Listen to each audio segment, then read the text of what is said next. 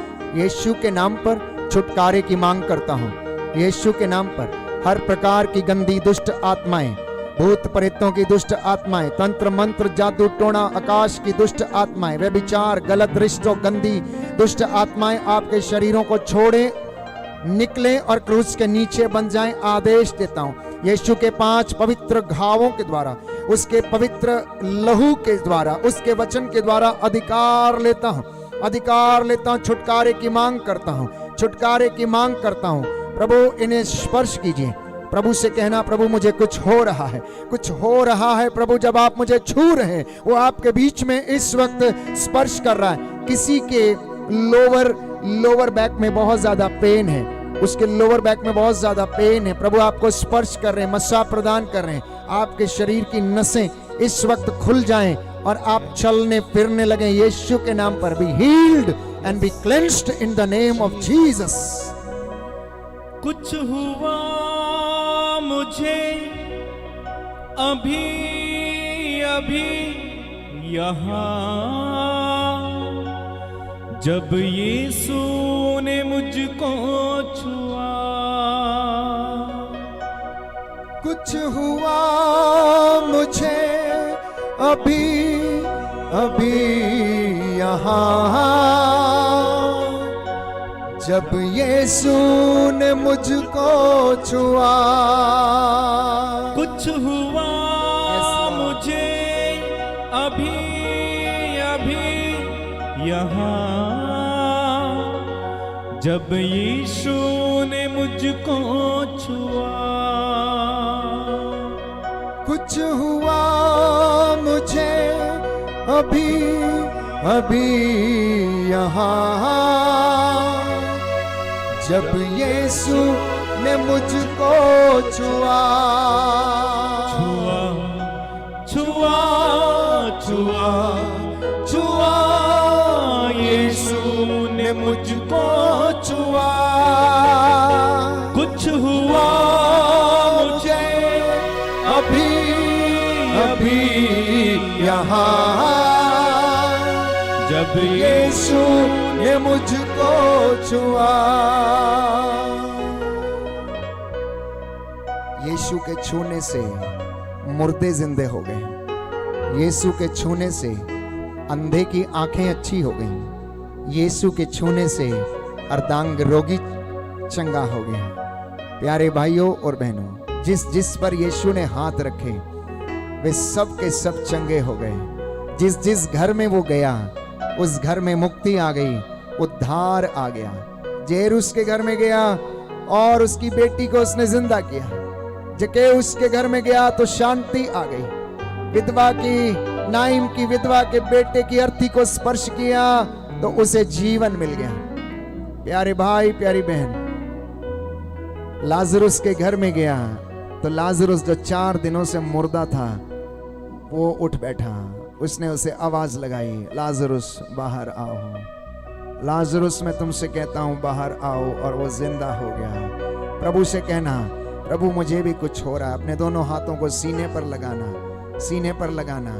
यह दिल प्रभु कहता है अपने सावधानी से अपने हृदय की रक्षा करना, क्योंकि इसमें से बुराई और भलाई दोनों निकलती हैं। इसे समर्पित करना। आप में से बहुतों को प्रभु ने आज शांति प्रदान किया है, सुकून प्रदान किया है। इसलिए कहना कि प्रभु मुझे कुछ हो रहा है। जब आप मुझे छू रहे हैं, जब आप मुझसे बातें कर रहे हैं। कुछ हुआ मुझे अभी अभी यहाँ, जब यीशु ने मुझको छुआ। कुछ हुआ मुझे अभी अभी यहाँ, जब यीशु ने मुझको छुआ। कुछ हुआ मुझे अभी अभी यहाँ, जब यीशु ने मुझको छुआ। कुछ हुआ मुझे, गाएं सभी लोग, अभी अभी यहाँ। अंगीकार करें, अंगीकार करें।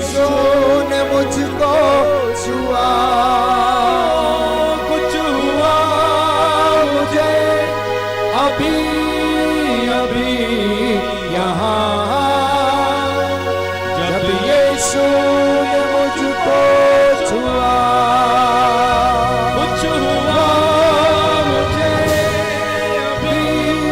अभी यहाँ,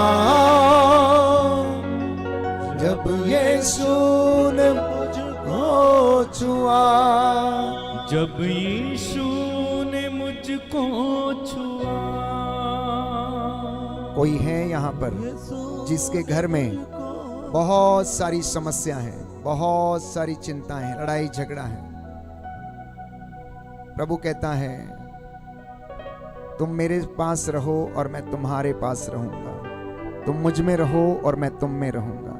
कोई है जो संतान के वरदान के लिए प्रार्थना कर रहा है। प्रभु आपके गर्भ के सारे बंधनों को तोड़ता है, आपके शरीर की कमी घटी से आपको आजाद करता है।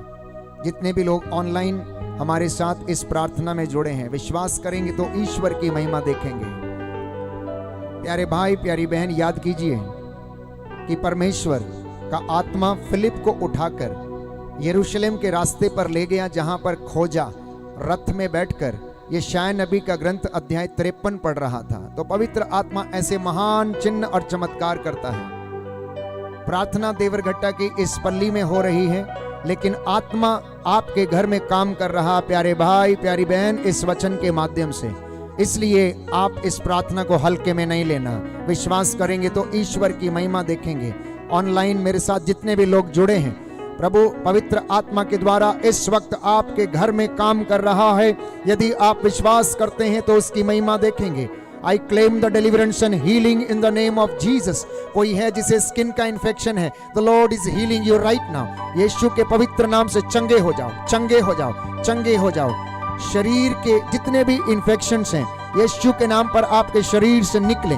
पवित्र जल से स्नान करना, विश्वास के साथ प्रभु के दास के द्वारा पवित्र किया गया जल ग्रहण करेंगे तो ईश्वर की महिमा आपके जीवन में प्रकट होगी। वो प्रभु इस वक्त आपके मनोभावों को, आपके विचारों को, आपके मन को, हृदय को शांत करे, आशीष प्रदान करे। पवित्र आत्मा आप पर उतरे और आपको चंगाई दे। एक व्यक्ति अपराध बोध की दुष्ट आत्मा से पीड़ित है, कई बार आत्महत्या करने का भी सोचा, लेकिन प्रभु आपसे प्रेम करता है।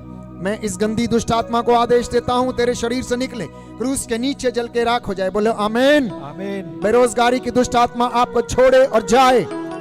व्यभिचार की दुष्ट आत्मा आपके परिवारों को छोड़े और जाए। आमीन। नशे और ड्रग्स की दुष्ट आत्मा, गंदे रिश्तों की दुष्ट आत्माएं आपके शरीरों परिवारों से निकले, क्रूस के नीचे जल के राख हो जाए। आमीन। आपके बच्चों को प्रभु उन्नति प्रदान करे, आपके दाम्पत्य जीवन को प्रभु पवित्र करे। आमीन। आपके जीवन में प्रभु का प्रेम और शांति सदा बनी रहे। आमीन। आप उसमें अपना आनंद और शांति खोज सकें। आमीन। वो आपको अपनी आशीषों और बरकतों से भरपूर करता है। आमीन। आमीन। आमीन। घुटना टेकिए, मैं आपके लिए प्रार्थना करूंगा। जैसा आपने विश्वास किया आपकी जिंदगी में वैसा ही हो जाए।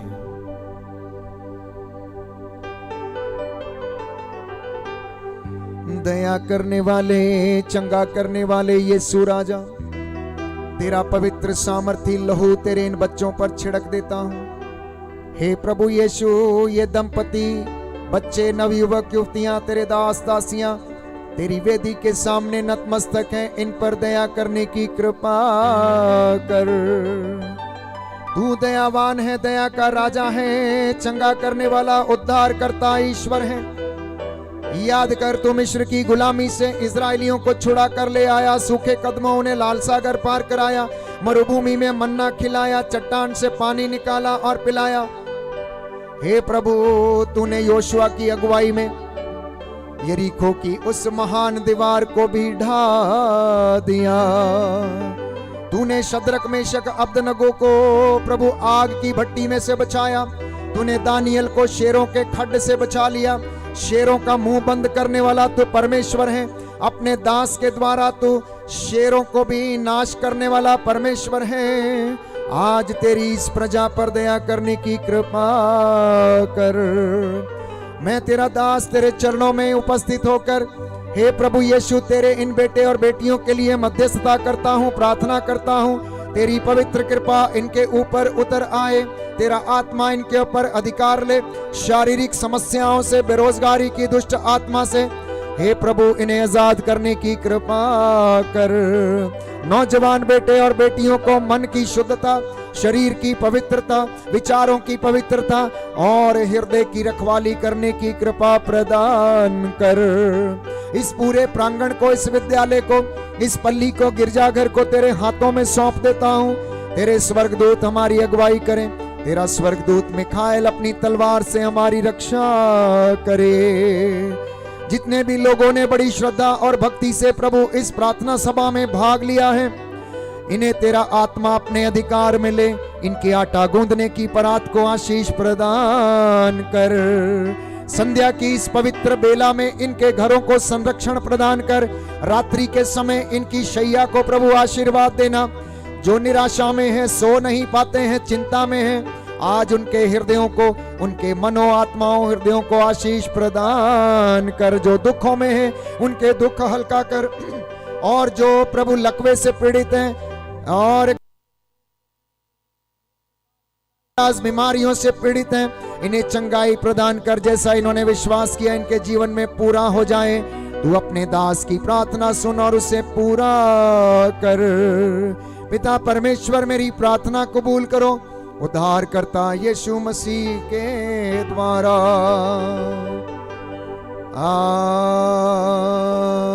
आमीन, आमीन, आमीन।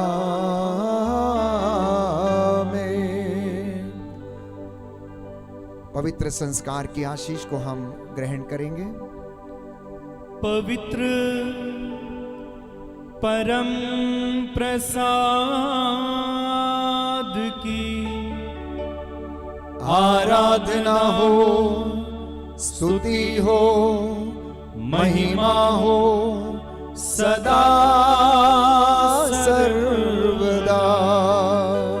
सभी लोग आएंगे। पवित्र परम प्रसाद की आराधना हो, स्तुति हो, महिमा हो सदा सर्वदा।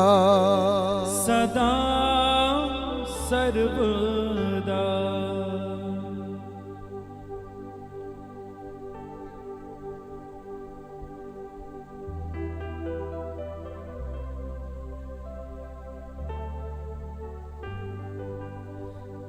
पवित्र परम प्रसाद की आराधना हो, स्तुति हो, महिमा हो सदा सर्वदा। पवित्र परम प्रसाद की आराधना हो, स्तुति हो, महिमा हो सदा सर्वदा। पवित्र परम प्रसाद की आराधना हो, स्तुति हो, महिमा हो सदा सर्वदा।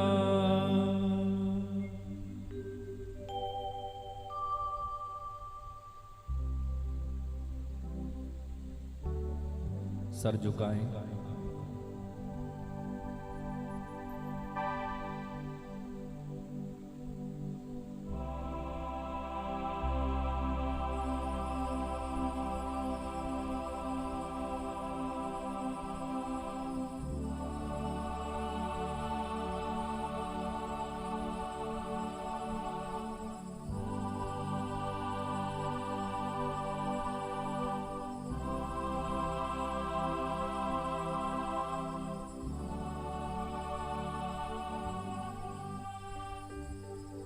जोरदार तालियां बजाएं, प्रभु को धन्यवाद दें। जोरदार जोरदार जोरदार जोरदार जोरदार। खड़े हो जाएंगे।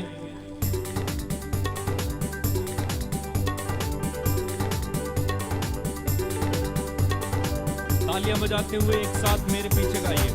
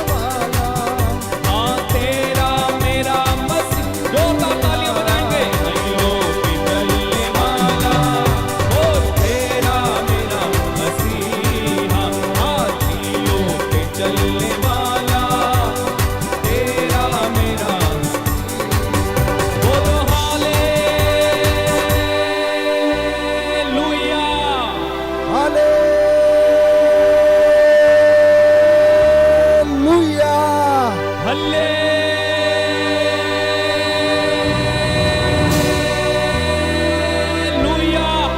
हालेलुया।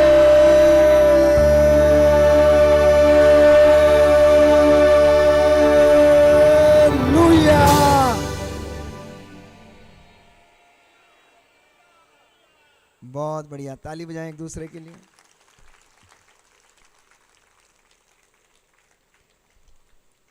सबको जय यीशु की।